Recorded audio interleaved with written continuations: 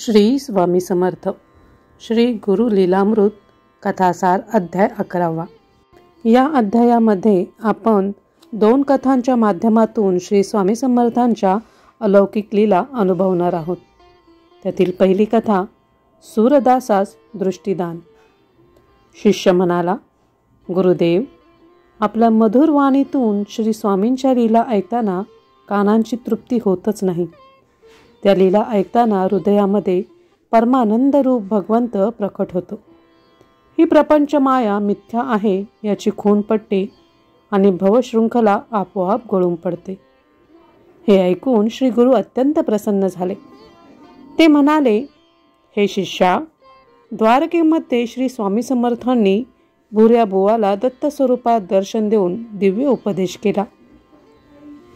त्या उपदेशाने त्याच्या मनातील सर्व संशय नाहीसे होऊन त्याची क्षणार्धात असंप्रज्ञात समाधी लागली. त्या अवस्थेत बुवा कितीतरी वेळ ब्रह्मानंदमय होऊन अनिर्वचनीय सुखाचा आनंद उपभोगीत होता. त्यानंतर योगींद्र कुलदीपक श्री स्वामींनी त्याच्या मस्तकावर आपला वरदहस्त ठेवताच तो पुनश्च देहभानावर आला. त्याचे डोळे पाण्याने भरले आणि त्याने अत्यंत आदराने श्री स्वामींना नमस्कार केला. त्याची कृतज्ञतापूर्वक अपरंपार स्तुती केली. भुऱ्या बुवावर परमकृपा करून श्री स्वामींनी त्यास याची देही याची डोळा असा मुक्तीचा सोहळा भोगावयास लावून त्यास धन्य धन्य केले. हे अनेक साधू संतांनी पाहिलेच होते. त्यामुळे ते सर्वजण श्री स्वामींपुढे विनम्र झाले. त्यांच्या नावाचा जय जयकार करू लागले. त्या प्रसंगाने अवघी द्वारका आनंदाने भरून गेली. अनेक साधू संत महंत सत्पुरुष साधक भाविक भक्त श्री स्वामींच्या दर्शनासाठी धाव घेऊ लागले. बघता बघता भुऱ्या बुवाच्या निवासस्थानाला एका विशाल जत्रेचे स्वरूप प्राप्त झाले. लोक त्यांना श्री कृष्ण दत्तात्रेय नृसिंह मुनी असे म्हणू लागले. मग त्या ठिकाणी मोठा उत्सवच झाला. लोकांनी स्वामींचे षोडशोपचार पूजन केले, मंगलारती ओवाळली, कीर्तन गायन वादन अशा अनेक कार्यक्रमांनी त्या उत्साही वातावरणात अधिकच भर टाकली. त्यावेळी हजारो लोकांच्या रूपाने तेथे साक्षात परमानंदच अवतरला आहे असे वाटत होते. त्यावेळी त्या उत्साह समारंभात सूरदास नावाचा जन्मापासून आंधळा असलेला एक साधू आणि ब्रह्मनिष्ठ वामनबुवांचा पिता हेही श्री स्वामींच्या दर्शनासाठी तेथे उपस्थित होते. त्यावेळी दर्शनासाठी सन्मुख जाताच सूरदास श्री स्वामींना म्हणाला, महाराज, आपण करुणामूर्ती आहात, दत्तावधूत आहात. आपल्या कृपेने भक्तांचे सर्व मनोरथ तत्काळ सिद्ध होतात असा आपला लौकिक आहे. मी जग पाहिलेले नाही, पण तुमचे दर्शन घडावे अशी तीव्र इच्छा आहे. ती पुरवण्याची कृपा करा.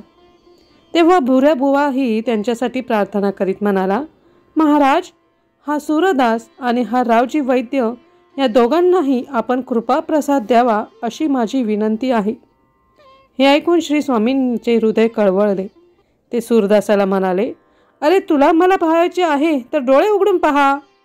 हे ऐकून अंध सूरदासाने हळूहळू डोळे उघडले तर काय आश्चर्य, त्याला सर्व काही दिसू लागले.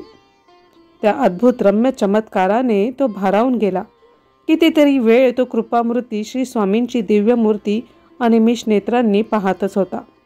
गुरुकृपेने त्याला दृष्टी मिळाली आणि त्या दृष्टीने त्याला सर्वप्रथम त्या महान सिद्ध पुरुषाचे दुर्लभ दर्शन झाले.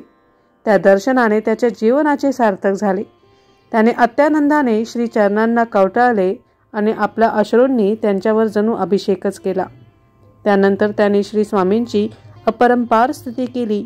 त्या स्तुतीने प्रसन्न झालेल्या श्री स्वामींनी त्यास अनेक आशीर्वाद दिले. या ठिकाणी या अध्यायातील पहिली कथा समाप्त झाली. दुसरी कथा रावजी वैद्यास आशीर्वाद. थोड्या वेळाने श्री गुरु स्वामी समर्थ भुऱ्या बुवाला म्हणाले, अरे, हा जो रावजी वैद्य उभा आहे त्यालाही आम्ही यापूर्वी 2 वेळा भेटलो आहोत. याची विधवा आई रखुमाई काशी क्षेत्रात आजारी असताना हा रावजी आणि याची पत्नी अहल्या खूप काळजीत होती. त्यावेळी त्याच्या आईला आम्ही हाताने धरून उठवली आणि सावध केली. मी तुला त्यावेळेची आणखीन एक खूण सांगतो. आम्ही भेटण्याच्या आदल्या दिवशी त्याच ठिकाणी याची काशी नावाची लहान कन्या दिवंगत झाली होती. हे मूळचे नगरचे. यांच्या कुळावर सप्तशृंग निवासिनी जगदंबा आणि त्र्यंबकेश्वराची कृपा आहे. या सरळ सच्छील वैदिक ब्राह्मणाच्या कुळात यापूर्वी अनेक सिद्ध पुरुष होऊन गेले आहेत. तीर्थयात्रा करत असताना तो आमचा भक्त म्हणून आम्ही त्याचे संकट दूर केले.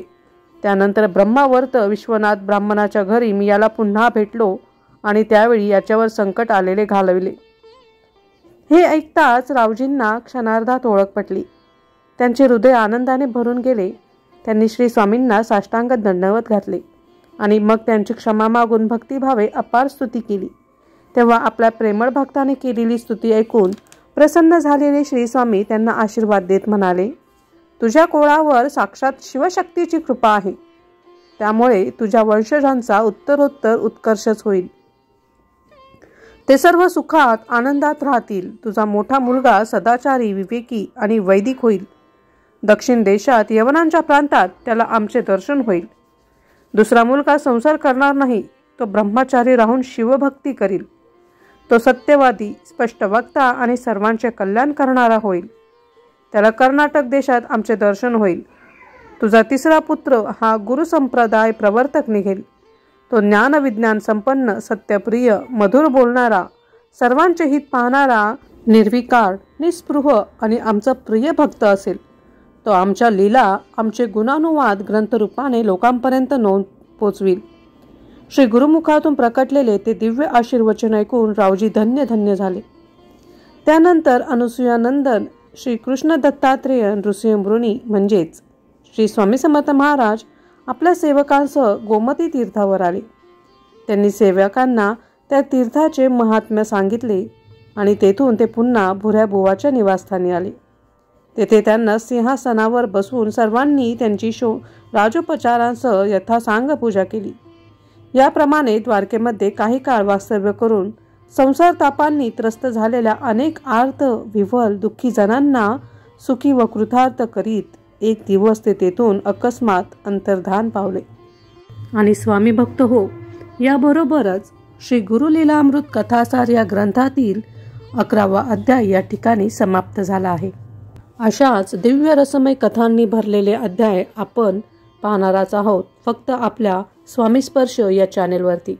त्यासाठी चॅनेलला नक्कीच सबस्क्राईब करा आणि बाजूचे बेल बटन नक्की दाबा, जेणेकरून तुम्हाला नवीन व्हिडिओंचे नोटिफिकेशन सर्वप्रथम मिळेल. आणि स्वामी समर्थ महाराजांच्या या अलौकिक लीला जास्तीत जास्त लोकांपर्यंत शेअर करा. चला तर मग पुन्हा भेटूया अशाच अद्भुत लीला वर्णन करणाऱ्या एका नवीन अध्यायासह आपल्या स्वामी स्पर्श या चॅनेलवर.